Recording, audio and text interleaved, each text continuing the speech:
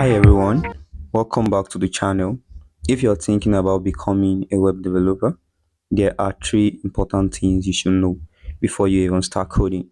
By the end of this video, you will have a clear roadmap and avoid a lot of beginner mistakes. Let's jump in. The first point you need to understand is understand the building blocks. The web is built mainly on three core technologies: HTML, CSS, and JavaScript. HTML is like the structure or skeleton of a web page. It defines the content, where you have the text, images, and links. CSS is the design or the skin. It makes things look nice, where you have the colors, the layouts, and the fonts.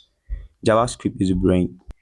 It makes website interactive, where you have buttons that works, forms that validate, animations, and so on. Without these three, you can't build modern website. So as a beginner, focus on getting comfortable with them before anything else. The second point is don't rush into frameworks. A lot of beginners get excited and jump straight into frameworks like React, Angular, Tailwind, and so on. But here's the truth. Those are built on HTML, CSS, and JavaScript. If you don't understand the basics, frameworks will confuse you. So spend time building small projects like personal portfolio, a simple login page, or a to-do list using just HTML, CSS, and JavaScript first. The third point you should also consider is practice is more important than watching tutorials. This is the biggest secret. Watching tutorials won't make you a developer.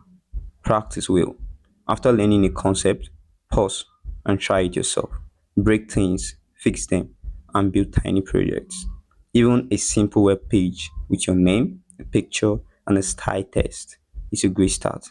Consistency beats perfection. Code a little every day.